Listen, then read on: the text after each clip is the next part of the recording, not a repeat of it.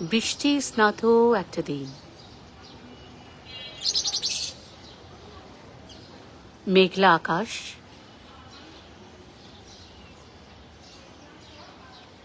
সকাল থেকেই ভারী বর্ষণ। এখন ভারী বর্ষণ নেই, কিন্তু ঝিরিঝিরি বৃষ্টি বইছে, কিছুটা ঠান্ডা হাওয়া, আর প্রকৃতি হচ্ছে খুব নরম রূপ ধারণ করেছে, মোলায়েম নরম রূপ।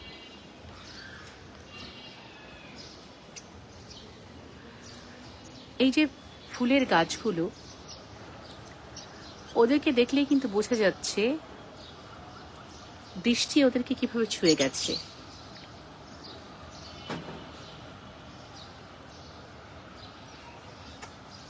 যেন একটা ক্লান্ত দীর্ঘ দিনের পর চোখে যেভাবে ঘুম নেমে আসে, প্রকৃতির সেই সাজ, সেই রূপ।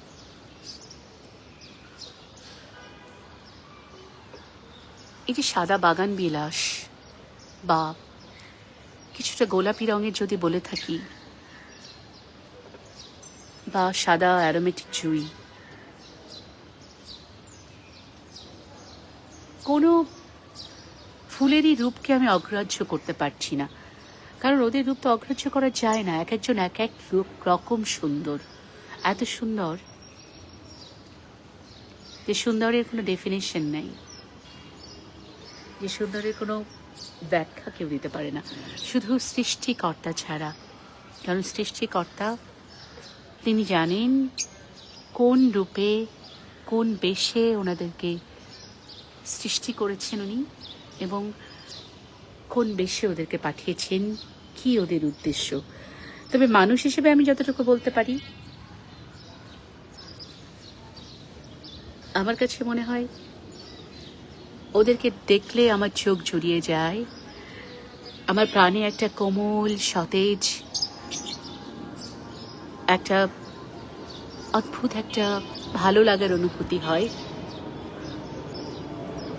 ওদেরকে দেখলেই তো পাখি গান গায়, প্রজাপতি উড়ে আসে, মৌমাছিরা দৌড়ে ছুটে আসে। এক একজনের এক এক প্রয়োজন। মানুষ হিসেবে আমারও ঠিক তেমনই কোনো প্রয়োজন হয়তো।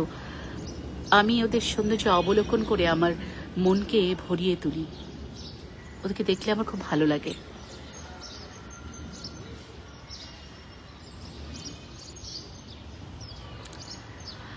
নগরে ছাদে এক টুকরো দূর থেকে দেখা যায় কলা গাছ, একটু অস্পষ্ট,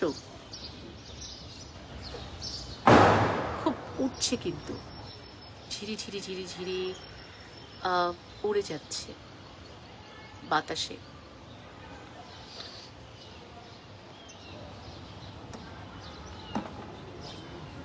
পাখিদের কলরব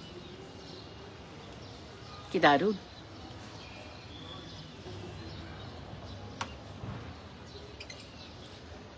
আমার এই জায়গাটাকে, বারান্দার এই অংশটাকে আমি গোলাপ গাছদের জন্য ডেডিকেট করে দিয়েছি, কারণ আমার কাছে মনে হয়েছে এই জায়গাটা ওদের খুব পছন্দ, ওরা এখানে খুব ভালো বেড়ে ওঠে।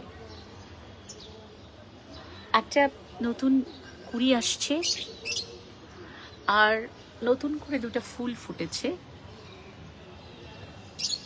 যদিও খুব গরম, এটাকে তো খুব একটা গোলাপ ফুলের সিজন বলা যায় না, কিন্তু তবুও ওরা ওদের সমস্ত শক্তি দিয়ে, সমস্ত চেষ্টা দিয়ে ওরা কিন্তু ফুল ফুটিয়েছে গাছে।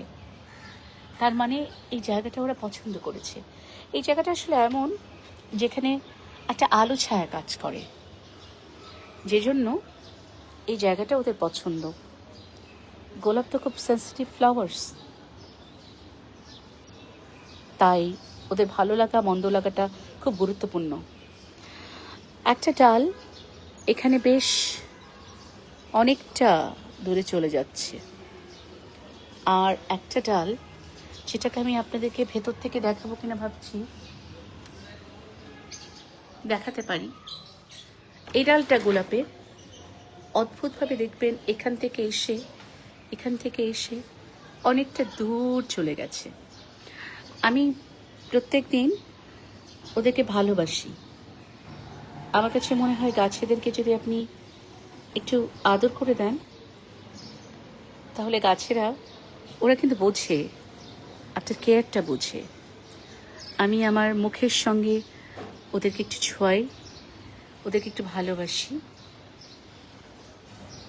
ওরাও কিন্তু সে ভালোবাসা রিসিভ করে। এবং দেখেন কি সুন্দর বেড়ে উঠছে ওরা।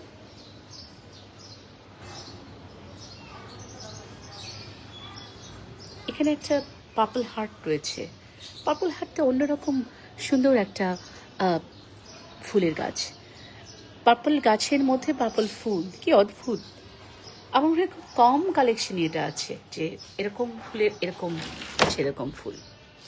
তো যেটা বলছিলাম, বৃষ্টি স্নাত দিন, আশপাশে কোরবানির পশুর ডাক শোনা যাচ্ছে। এই সময়টা মুসলিমদের জন্য একটা গুরুত্বপূর্ণ সময়, একটা ঈদ, আসন্ন ঈদ। এটা নিয়ে অনেক ব্যাখ্যা আছে। কোরবানির পশুর সঙ্গে অবশ্যই আমরা যেন ভালো ব্যবহার করি। ওরা প্রাণী, ওদের প্রতি আমাদের আচরণ যেন হয় খুব মানবিক, হিউম্যান আচরণ হবে, যেন হয় যেন ওদের সাথে, ওরা প্রাণী, ওদের সঙ্গে আমি যেন বর্বর আচরণ না করি। আমি প্রাণীদেরকে ভালোবাসতে চাই। প্রাণীদের সাথে আমি বলতে চাই যে ওদের সাথে আমাদের একটা আত্মিক সম্পর্ক থাকবে। তাহলেই তো পৃথিবীর যে হোল সিস্টেমটা, যে ইকোসিস্টেমটা, এটা আসলে একটা ছন্দের মধ্যে থাকবে। তা না হলে আস্তে আস্তে ছন্দটা তো কেটে যায়। অ্যারোমেটিক জুঁই আমাকে খুব খুব বেশি ভালো লাগায়। অ্যারোমেটিক জুঁইয়ের এবার যে বৈশিষ্ট্য দেখলাম, ওরা আমার বারান্দায় চলে এসেছে। একদম লতিয়ে লতিয়ে গাছগুলো, একদম স্পাইরাল লতিয়ে লতিয়ে গাছগুলো যখন একদম বারান্দা পর্যন্ত চলে এসেছে, তখন ফুলগুলো ঠিক বারান্দাতে চলে এসছে। আমি রাতে দিনে যখনই পাই ওদের সুঘ্রাণ নিতে পারি, যেন ওরা আমার ঘরে একটা ফুলদানিতে সাজিয়ে রাখা ফুলের মতো আমাকে সেই একটা অনুভূতি দিচ্ছে। কিন্তু ওরা কিন্তু আমার ঘরের বারান্দায়, বাইরে। এটা তো লাইফ। সো আসলে আমি অস্বীকার করতে পারছি না বাইরের শব্দগুলোকে। আপনারা একটু ইগনোর করবেন। একজন হকার এসছেন, তার জীবিকার সন্ধানে এসছেন।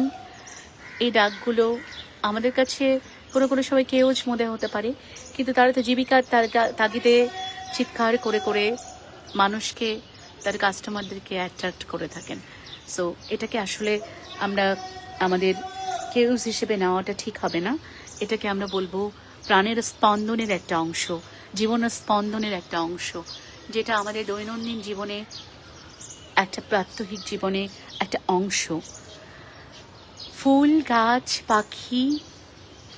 আমার এখানে কিছু লাভবার্ড রাখা আছে। আমি আপনাদেরকে বলেছিলাম, লাভবার্ডদেরকে অনেকে বলে যে why are they in the cages, but আমি বলবো লাভবার্ড আসলে অনেক দিন ধরে মানুষের সঙ্গে থাকতে থাকতে একটা কেজ বার্ড হয়ে গেছে, অনেক প্রজন্মের পরে। এবং তারা খুব কমফোর্টেবল কেজে, এবং তারা ভালো ফুড ডিজার্ভ করে, এবং প্রত্যেকের উচিত তাদের ভালো ফুডিংটা নিশ্চিত করা। ভালো কিছু খাবার আছে ওদের জন্য নির্ধারিত, ওগুলো যদি আপনি নিয়মিত দেন, ওদের জন্য একটা ঘরের ব্যবস্থা করেন, ওদের জন্য যদি আপনি ওই জায়গাটাকে একটা ঘর বানিয়ে দেন, তাহলে তারা মনে করবে there at the home. So এই হোমলি ফিলটা দেওয়াটা খুব জরুরি বার্ডসদের জন্য, যদি কেজেও রাখা যায়। আমি অনেক কথা বলছি, কিন্তু আমি ছিলাম বৃষ্টি স্নাত দিনটাকে নিয়ে। এই দিন আমাকে খুব ভালো লাগায়। আমার মনের মধ্যে যদি কোনো কষ্ট থেকে থাকে, বেদনা থেকে থাকে, একটা ক্লান্তি থেকে থাকে, এই বৃষ্টির ফোঁটাগুলো যেমন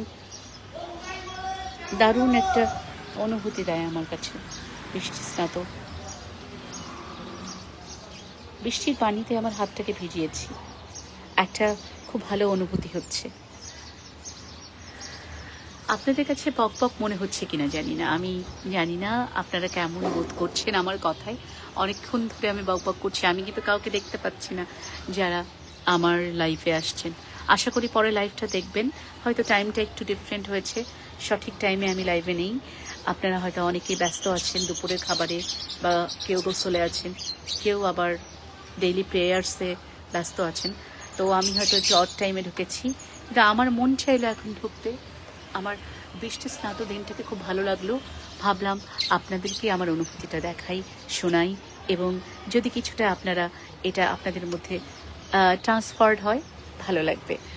ফুলের সুবাস বাতাসে যখন ভেসে আসে, আমার কাছে মনে হয় প্রকৃতির প্রত্যেকটা অনুষঙ্গ কবিতার অনুষঙ্গ হয়ে যায়, প্রত্যেকটা অনুষঙ্গ আমাদের জীবনের অনুষঙ্গ হয়ে যায়।